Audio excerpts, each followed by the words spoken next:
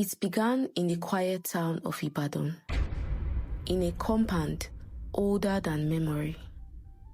Adewale, a young man tired of endless struggles of Lagos, had returned home. In Lagos, he tried everything: business, work, friends. One by one, they failed him. He lost money, he lost trust, and in the end, he lost hope. So he came back to his mother's compound in Ibadan, thinking that maybe the quiet air of the village would give him peace. But instead of peace, he found something else. One hot evening, while cleaning his late grandfather's abandoned hut, Adewale noticed a strange wooden chest, half buried under mats and dust. The chest was old, its wood swollen with age, bound tightly in rusty chains. Curiosity got the better of him. He struggled with the chains, coughing as dust filled the air. Finally, the lock broke, and the chest creaked open. Inside, wrapped carefully in faded ashoke, was a max. It was carved with black iroko wood, smooth as if polished by unseen hands. Its hollow eye sockets were stuffed with cowries, and faint cracks ran across its smiling mouth. The longer he stared, the less it looked like wood, and the more it looked like something alive. The chest stank of old palm wine and something darker, something like blood. At the very bottom lay a folded yellow paper. He brought it out, struggling to read the faded words. It was short, but frightening. Do not touch the marks. It is not for the living. But Adewale touched it. The marks was warm in his hands, too warm, like the heat of another body. For a moment, he thought he felt a faint pulse beneath his fingers. He laughed nervously and set it aside. That night, the compound was quiet. Goats bleated softly in the distance, and the faint sound of crickets carried through the night. But Adewale couldn't sleep. At first, he thought he heard drumming far away, faint, like someone beating on skin drums across the hills. Then the sound grew louder, steadier, until he realized it was not from outside. The drums were inside him, pounding with the rhythm of his own heartbeats. He sat up in fear, and his eyes fell on the mats.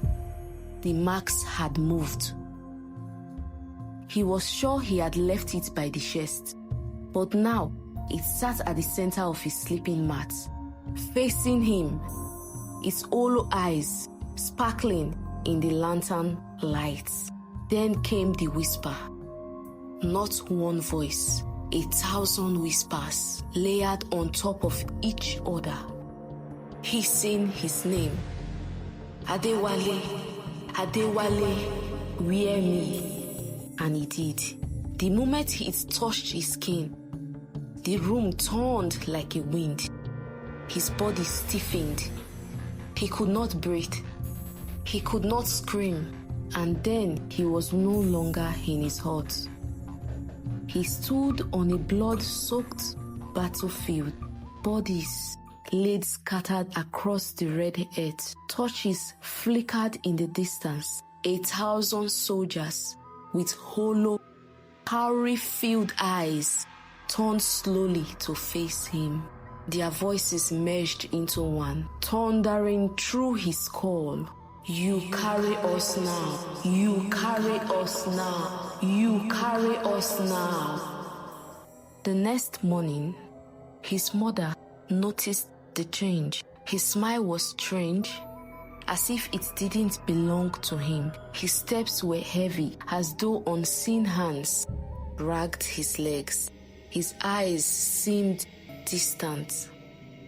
At night, children in the compound woke screaming. They said Adewale stood at their windows, staring in with eyes that glowed like shells. He began to mutter names no one had heard before, names of warriors long dead, ancestors whose stories were forgotten, and each time he spoke their names, the ground itself trembled. Lanterns flickered, chickens in their coops fell dead without reason. One night, his cousin followed him. Adewale was outside on his knees, digging into the hard earth with his bare hands until his nails tore and bled. Adewale, what are you looking for? His cousin whispered, terrified. Adewale turned slowly. He smiled in a strange way and said, my people. Fear spread quickly through the family. No one will sit near Adewale anymore. Children crossed themselves when he passed. Finally, his uncle Babatunde called him into his hut and shut the door. In a shaking voice, he revealed the truth. The marks was called the face of souls. Their ancestor, Balogun Ogunmola, a ruthless war chief during the wars of Ibadan, had carved it himself. For every life he took, he trapped the victim's soul in the marks. When he died, the marks already carried hundreds. Over time, it grew to nearly 1,000. It grants power, Babatunde whispered. Wisdom, immortality, but it demands a host. It eats the living to carry the dead. Your grandfather locked it away to protect us. But you, he placed a trembling hand on Adewale's shoulder. You have awakened what even Sango feared. From that night, the compound was no longer safe. Even when lamps burned, shadows still walked across the walls. Drums pounded in the ground as if the earth itself had a heartbeat. Babies cried endlessly until their mothers stuffed cloth in their mouths to quiet them. And always, Adewale wandered barefoot, muttering in strange voices. Sometimes he spoke as a young girl, sometimes as an old warrior, sometimes as a child crying for its mother. Then people began to vanish. A hunter never returned from the forest. A palm wine tapper disappeared without a trace. Then Mama Kemi's only son. The last anyone saw of him, he was walking into the woods at night, following Adewale's figure. The marks glowed faintly under the moonlight. Desperate, Babatunde took Adewale to Femi, a feared Babalawo in Ibadan. The priest stared at the marks for a long time before shaking his head. This is no ordinary course, he said. This is a prison, and every soul in it longs to be free. To break the bond, they had to return the marks to the ancient battlefield where it was born. There, under the moonlight, they will call on Sango with blood and thunder. But there was a price. A living vessel had to stay behind. Someone had to hold the 1,000 souls forever. And the marks had already chosen Adewale. They carried Adewale to the battlefield outside Ibadan walls. The night was thick and heavy, clouds boiling above.